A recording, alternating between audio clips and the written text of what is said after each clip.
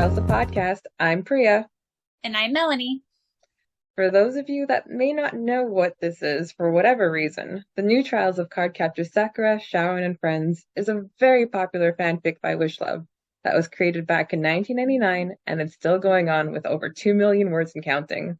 It's a story based off the popular anime manga Card Captor Sakura by Clamp. So without further ado, let's get into the podcast. We're two new Trials superfans. For I'm sure. I'm also known as Amethyst Beloved. A little background on me. I work as a medical archivist where I get to listen to podcasts all day long.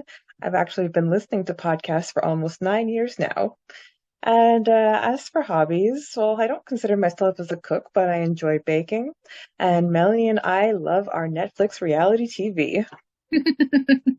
That's for sure. Every Wednesday, we watch our trashy reality TV together, and I look forward to it all week. I always say, yes, Wednesday is my Melanie nights. Yep. Yep. Wednesday's my Preya night. I want to say something about yourself, Melanie? Yeah. So I've been a longtime New Trials fan for years now, and I'll kind of go into more of my backstory with it here pretty soon. But yeah, Priya and I just kind of just started talking during the pandemic a little bit more. Like we would always talk, whenever Wish Chan does update, which is infrequently now. We love you, but it's infrequently. And so we would just talk about like the updates together. But during the pandemic, we became really close, good friends. And yeah, it's just been super fun just to see our friendship blossom over the past couple years. And basically, I live in Kansas and I'm a mom and I work in like the research field for ophthalmology. And yeah, I just love new trials. So I discovered New Trials in 2003. Basically, what led me to New Trials is obviously the show Card Captors. And then I went online because I loved it so much. And then it was like, the Card Captors is so good. But then I realized it was actually based on Card Captor Sakura. And I'm like, oh my God, this series is amazing. I have to know everything about it. And it led me to the manga, led me to the Japanese anime, and it led me to fan fiction, the Holy Grail. Uh, yeah, and basically I was a super fan of Takashi and Chiharu, and I was just scouring the web for anything and everything related to them. And that's what led me to the Takashi and Chiharu Sincerity chapter from Arc 2 in New Trials during the Best Couple contest. That was the first thing I ever read of New Trials. And I'm like, oh, that was so beautifully written. And then I realized it was a whole fanfic, and then I was hooked. How did you find that specific chapter? Did it just pop up on like your search engine? Seriously, Takashi and Chiharu Cardcaptor Sakura's fan fiction search. And they're your OTP, right? Like, Yeah, they were my CCS OTP because, like, Syaoran, Sakura, we love them. They don't get together until like the end. It's like if you want some cuteness, Takashi and Chiharu. that's for sure. That's for sure. Can't say I blame you with that ship. How did you discover New Trials? So my story also starts with card captors. Because back in the day, it was just basically called Card Captors and it aired on American television. And I remember I was just obsessed with that show from like the very beginning. And correct me if I'm wrong, my fellow Americans, but I think it was like the first show to air on Saturday morning. I remember it being really early. So I remember even as a kid, I like forced myself to wake up early on Saturdays just to watch my show. And if I ever did sleep in, I remember being like so mad at myself because I missed an episode of it. And, and even though I always loved it, I always just felt there was some part of it that was just kind of like missing for me. Like I loved the show, but I was like, it just doesn't feel complete. And I couldn't understand why I felt that way. And I'm going to show my age here, but it wasn't until we got our dial-up internet connection when I was in middle school. And then, I discovered the whole wide web of things and I started like looking into card captors a little bit more. And I realized, oh my God, there's this whole universe to it that I knew absolutely nothing about. I don't know if the Canadian version was similar, but in the American version, the whole Toya and Yukito or Tori and Julian, like Mhm. that whole relationship was glossed over. The whole Sharon or Lee having a crush on Julian was also like completely glossed over. But the biggest thing for me was the confession. The confession never happens in Card Captors. I think it's heavily implied that Sharon likes Sakura, but like there's no real confession. And it wasn't until I started like looking into things, I realized that's what was missing for me with the original Card Captors was I was missing the confession. And when I found out it actually did happen, I cannot tell you the amount of excitement that I had within me. And so that kind of started my whole rabbit hole of like I bought the DVDs, and this was back before they were even dubbed in English. So I had to watch things that were subbed in Japanese. And I think that's why to this day, anytime I watch something from any other country, no matter what it is, I always have to watch subtitles because that's just what my brain is used to. I'm used to just reading subtitles like really quickly with everything. And then it wasn't until I want to say like maybe my 7th grade year, my best friend Megan introduced me to fan fiction. And then that whole opened up a whole other separate universe for me where I was always an avid reader. And so I was like, wow, you know, all these stories are a continuation of things that I love. And I'll give a shout out to the first fan fiction I ever read. It was Codename Ashura, and it was a Pokemon fan fiction. And it was like about Ash was like a spy, and Misty had this like virus thing she did, and he had to protect her. But what I remember liking about it was the length of it. The length was very similar to like what Wish-chan does with her updates now. Like the chapters were so long. Sadly, he or she never finished it. But anyways, going back to CCS. So, you know, I think my first fan fiction I ever read for CCS was a slasher fic of all things.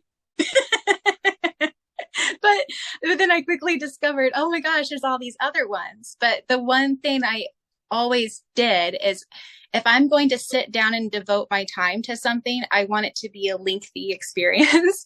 Like basically I barely ever read one-offs or anything like that. Like if I'm going to sit down and read a fan fiction, it needs to be like a bulk of a fan fiction. And so one of the first things I would always do is, you know, I would always set my search bar at the top for fan fiction. And the very first thing I always clicked was length. I needed a really long read. And that's kind of how I stumbled upon New Trials, because by the time I came along, she was already into I think she just started the 3rd arc. It was a little bit after the 3rd arc. And so I had all these chapters to read, and yeah, and it just opened my universe even more. And now it's one of my obsessions, obviously, because I'm doing this podcast about it. But I just remember just falling in love with it basically almost right away. And like what drew you to New Trials? What made you love it so much, would you say?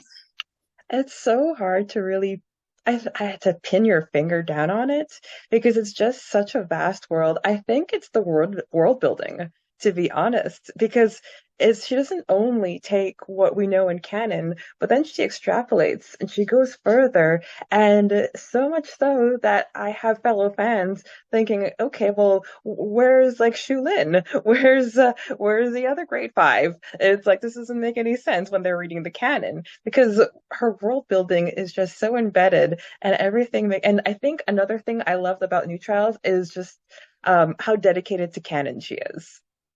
Yes, because I was never into AU. It's like I really like canon. It's that's my thing. I wrote fan fiction myself. Everything was like I tried to stay as thick as canon as I could. But I think it was world building. Yeah. Mine, it's so crazy how much this fan fiction was just like this is gonna sound silly, but sometimes I really feel like she wrote this for me because like, there's so many parts of it that just fits me to a T. Like the fact there's a whole like couple chapters devoted to New York where I spent some time in New York doing things, you know. So I love New York. New York is always gonna hold a special place in my heart. Then there's a Phantom of the Opera. Like that is my favorite Broadway of all time. I may or may not have sung to the soundtrack every day on my way to school. And then there's the whole Romeo and Juliet aspect of, as well. Like I was Juliet in the school play. Like and that is my favorite Shakespearean play. And that was actually one thing I would look for in some of my fan fictions I was reading, because I don't mind AUs, but of course I like canon too for the most part. But some of the AUs I would try to find Romeo and Juliet stuff. So the fact that that had this in there too, and then yeah, I 100% agree with you about the universe building. And sometimes even in my head, like I have a really hard time like distinguishing from the two, because it's almost to me like Wish Chan's fan fiction is almost canon to me now. And so it's hard for me to differentiate it in my head sometimes. Okay, Yeah. so I think we could move on to talking about the prologue. So let's talk about some chapter stats. All right. Let's see. So Wish-chan was actually, she always said she was 13 years old when she started New Trials. But if you think about the math, her birthday is the day before Halloween. And as far as we know, New Trials probably started in September of 1999. So in actuality, she was 12. Oh my gosh. Yeah, that's crazy. Yeah.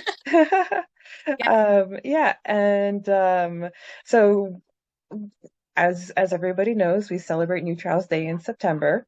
So even though like try as I might to use the Wayback Machine, there's no way of ever finding the first posting of the prologue. But that's what we have to go on.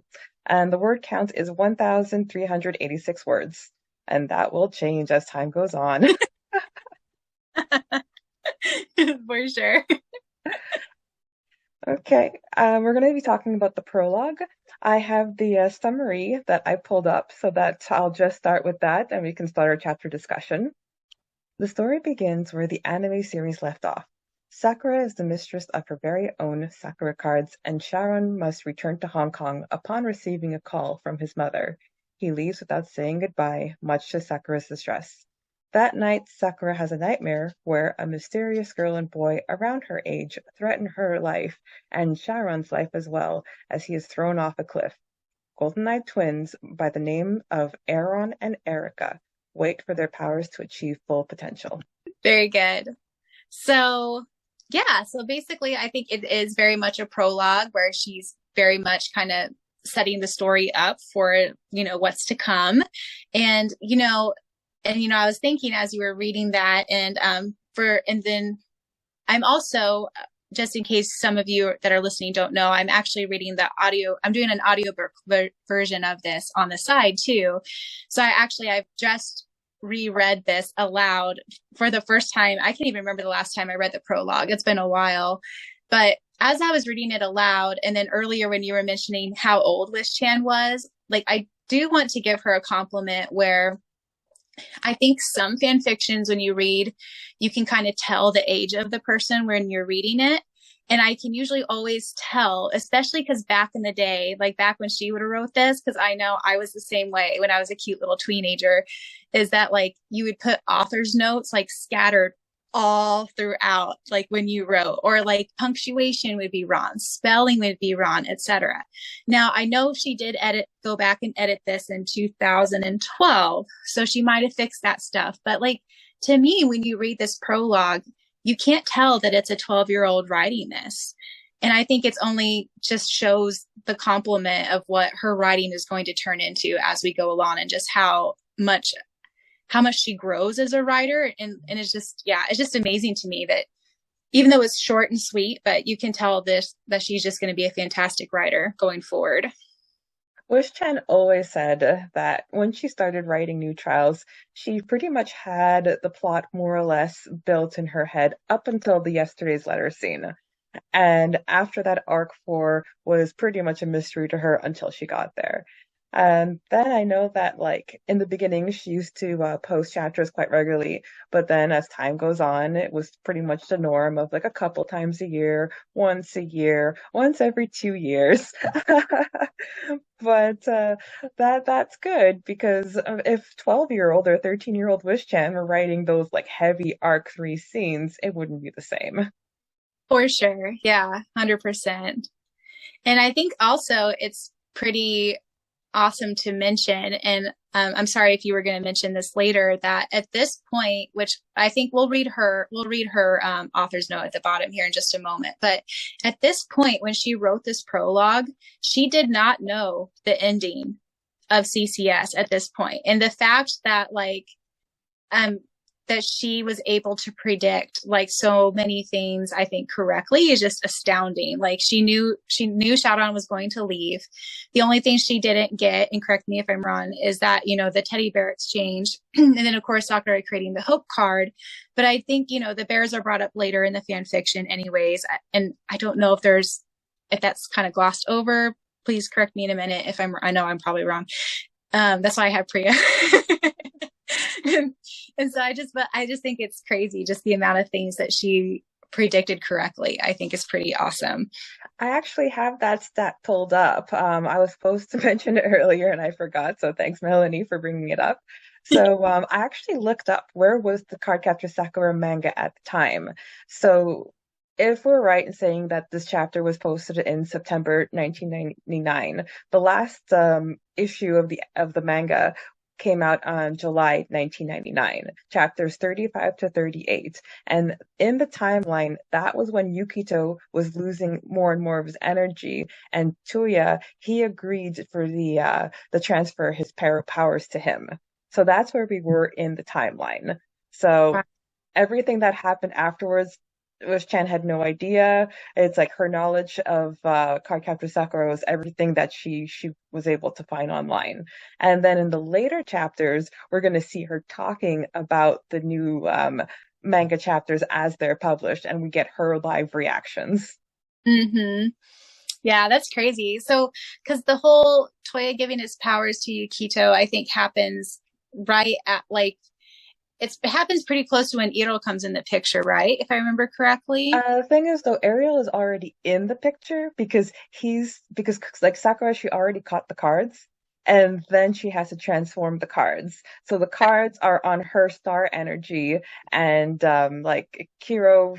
Kiro he was fine, but Yukito was the one losing power because her Sakura's star power couldn't sustain him, and then he needed an outside source. So this is definitely after like Yui's judgment. It's like Sakura is mistress of the card, and that's when Ariel comes in to start like putting her in scenarios so that she can transform the Clo cards into Sakura cards. Mm-hmm. Yeah. Yeah. Okay. So yeah, I mean, so yeah, the whole second half of it ending, she had no idea. That's just astounding. Like Wish-chan, like you're a crazy talented girl. I love it. I love it. And what's funny is that, like, I'm jumping ahead here, but I think she had Ryuren, like, I think she wanted Ryuren to, or actually it was Nadeshiko. I think she wanted Nadeshiko to give Ryuren a scarf or something like that. And then she got so mad because, like, in the anime, we'll get there, we'll get there. But I remember there was an author's note where Wish-chan was like, I had that idea, but then they did that in canon, so I can't do that anymore. So it's going to be fun to uncover that little gem. Yeah, for sure. And also, by the way, I know we all probably pronounce these names differently in our head. So please bear with us on like pronunciations, because I'm sure, I mean, and I will 100% admit, like when I read this in my head, I say Syaoran's name is Shuron. And I have to tell you guys, this is me. Like when I'm reading the audiobook, it takes everything in me not to pronounce his name Shuron. Like I have to really think about it every time I go to say his name. So bear with us on the pronunciations because I'm sure we all say things differently in our heads. Oh, for sure, for sure. It's like for me, it's Shoran, and it's like even Toya. If I see it in writing, I'll say Tuya, but I know it's Toya. I'll say Clo cards. I know that in your audiobooks you said Cloud card. So pronunciation here, there, everywhere, guys. You know what we're talking about. Yeah, exactly, exactly. Let's dive a bit deeper into the actual chapters with some questions. So you said that you had some questions for me. I do. It's not specifically about this chapter though. So if you have a chapter specific question, I go do ahead. have a chapter specific question. Okay, so how do you think Sharon's relationship with his mother was during his time in Japan? Because in the phone call, he's like, Mother, why are you calling me? It's not my birthday or a special occasion. And I'm like, yeah, I don't buy that. If you're going to send your like 10-year-old kid to a foreign country, you're going to be calling more than that. I would imagine that like he would give her weekly updates or maybe bi-monthly updates. I think that was something that threw me off in the chapter. If you had to guess what was the mother-son relationship, do you think it was what Wish-chan wrote, or do you have your own ideas?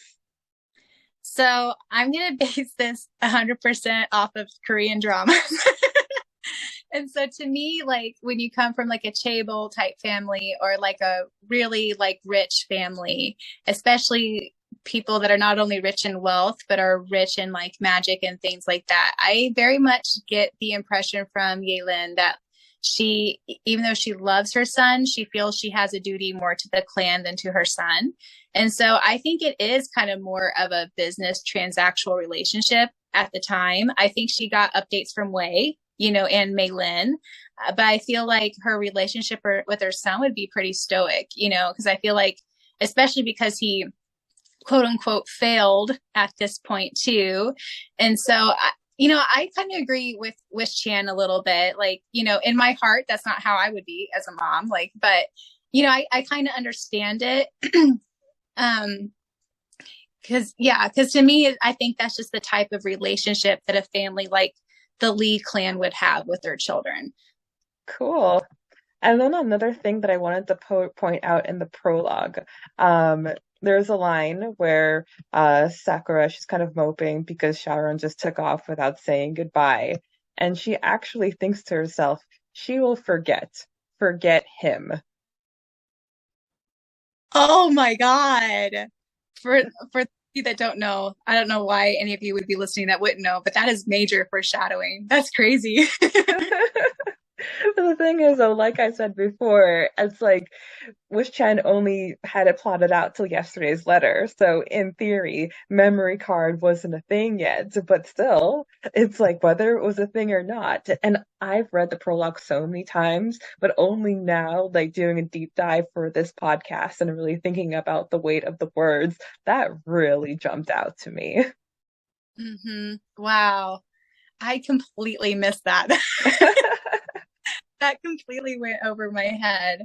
But yeah, you're 100% right. Oh, that's amazing. No matter what your feelings of J.K. Rowling are at the Mm. current, like I will always compare Wish Chan with J.K. Rowling just because not only like the length, but just the planning out of the universe, the foreshadowing. I really do think they're on par with each other. Like if you think about, and like also like how Wish Chan, this is something I wanted to bring up is I admire her as a writer for the fact that not only can she write on the current chapter she's currently writing, but she also writes scenes or chapters like way far in advance at the same time. And someone as like systematic as I am, like I've never been able to do that. I have to do things like, one by one by one. And so, but the only other author I know of that's also does that same thing is J.K. Rowling. Like J.K. Rowling wrote the whole Quidditch chapter in a coffee shop, and that was like one of the first things she ever came up with was Quidditch. And yeah, oh my gosh, that is such a good pickup, Priya. That's amazing. I love it. I love it. Listen, now I'm ready for your questions. So the whole calling shout on Little Wolf and Sakura Cherry Blossom, Mm. that a new Trials universe thing, or is that canon? You know what that is? That's Fanon. Canon. Because I was thinking about now that I'm reading the ending, I might be thinking of the next chapter, but like they're always referred to as Little Wolf and Cherry Blossom. And, and I was thinking, I was like, I don't think that's an actual thing. I think that's, and I couldn't remember if it was a fandom thing or if that was something that, See, you know, it is and it isn't because Sakura literally means cherry blossom. You'll never have anybody call Sakura cherry blossom in the anime, but like in fan fiction, it's everywhere. Mhm. And Syaoran's Chinese name, Xiaolang, sorry for the pronunciation, yeah, no, I can't pronounce it, but that literally translates to little wolf. And the fanfic writers, they picked it up and they ran with it. The same way that they picked up Ariel and Tomoyo and smushed them together to make another couple, even though that is not canon at all. We're gonna pretend it is though. Because I don't know about you guys, but I firmly believe that Wish-chan is Team Tomeo and Earl. Like I don't care what she says. I believe that she is. Uh, it's like it's hard to tell. It's hard to tell. I'm sure when she continues the Sharon's birthday chapter, I'm really sure that the amulet that Ariel gives to Tomoyo is going to have some kind of effect because why else would it happen, right? But that's not what we're talking about. We're talking about the prologue. We are jumping way ahead of ourselves. We're just very excited, guys. Okay. So you'd like me to read her author's note aloud? Yes, please do. Okay, so this is her original one. It says, and this is, I think it's so cute. She calls herself author still at this time, but first author's note originally included with New Trials Prologue, fall of 1999. This is my first fanfic ever. I think Clamp is so cool. I think CCS is so wonderful, especially SNS, but everything else also. I only saw part of the anime, plus anything I found online. However, I basically know how the whole story goes, except for the ending. I have no idea whether this is crappy or good, but hey, I like it. I have a feeling this is going to be really long, but the relationships are going to develop. I have a complex plot in mind, and I'm going to try and weave it together. Oh yeah, I will use some information based on the anime, like Wei, the butler guy who lives with Syaoran, and Mei Lin, his cousin. Hope you like it. Well, this is just a prologue. Nothing interesting, nothing thrilling. It's just to set a beginning for the rest of the story. Oh yeah, isn't my title crappy? And then she asks for like email suggestions. And then she also says, who are Arika and Aaron? What kind of, and then she uses a term here that I don't We think will not say. but we'll just say stupid. Who are Rika and Aaron? What kind of stupid name is Aaron? It was a word we all used back in the day, but we won't say it. I just made it up. You'll find out who they are later on. How can this be an SNS fanfic if Shadow's back in Hong Kong? You'll find out in chapter 1. The story moves on. Please read on. It gets more interesting. So then, if you go on, not fan fiction, but if you go on Wish-chan's actual geosite, she has a separate author's note here at the bottom for when she edited went back and reread it / edited it back in 2012. So then that note says August of 2012. I've not been able to bring myself to reread the prologue in years because I was a bit of afraid of what I will find. It's nostalgic thinking back to my 13-year-old self. This was before I came up with the nickname Wish-chan, hence I refer to myself as author. I created the website Wish for a Star, the New Trials at Geosites in fall of 2000. So the earliest few chapters of the New Trials were sent to various CCS fanfiction sites to be published online, if I remember correctly. Those sites seem to have long since disappeared from the net. And then she gives the backup of where you can find the original. Reading back to my original author's note especially feels like I'm revisiting myself 13 years ago. I sound so young. Oddly enough, I think I have finally grown into the title of New Trials. And then she says, emails are still appreciated. And then it's all thanks to the feedback of this fan fiction that it's lasted, at this point, it was over a decade, which we're past that now. I'm still dissatisfied with the prologue. And someday when I finish Arc 4 of New Trials, I might completely rewrite the prologue to make it fit seamlessly with the anime ending. But for now, I have retained it for nostalgia's sake. Please. And then she shouts out our Yahoo group, and then our discussions, and then the fan fiction site, the blog she has now, and then now let the story begin, she says at the very end. Now, I think it's really interesting because we just talked about how the chapter itself doesn't seem like she's a 12-year-old, but the author note definitely does. 100%. Yeah, especially the part where and I think it's really funny that at first she didn't like the chapter or the what it was called. And I will admit, when I first saw the title, I was like, I don't know, that sounds kind of boring, but I read it anyways. And I'm so glad that I did. But now, like, I can't even imagine it being called anything else at this point. Like, I don't even know what title could even encompass everything that's going to happen from here. It has been New Trials. It will always be New Trials. And that's why we have New Trials, the podcast. I also think it's super funny that she said, I have a feeling this is going to be really long. Oh, 2 million words later. It's just hilarious to me. And, you know, and she even mentions that she has a complex plot in mind and she's going to try to weave it together. And boy, does she. She's been doing that for the last, what are we at now? 23 years? That's crazy.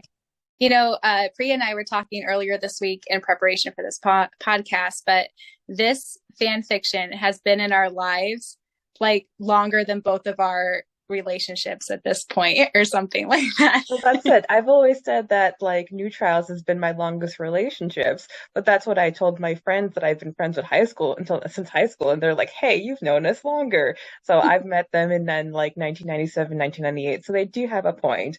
But no, this New Trials is definitely longer than any romantic relationship that either of us have ever had. Yep, 100%, which is just crazy. And that has been the MT Podcast. Be sure to check us out anywhere you can find podcasts such as Spotify and YouTube. We are still working on the Apple version of this podcast, so please bear with us on that. Be sure to check out the original fan fiction by Wish Chan that you can find on Fanfiction or her original website, which we will link in our Facebook link. If you would like to listen along to chapters as we go, please be sure to check out the audiobook version of this podcast, which is voiced by myself, that will be released simultaneously with this podcast. Do you have any chapter-specific questions? Next week, we'll be covering the first official chapter. If you have any questions regarding that chapter or fandom in general, please feel free to submit your questions to our Gmail account or feel free to leave us a comment on the Facebook page. Please be sure if it is a chapter-specific question that you're leaving the question within a week's time. That way we have enough time to plan ahead. This has been New Trials, the podcast, where it must rain for there to be a rainbow.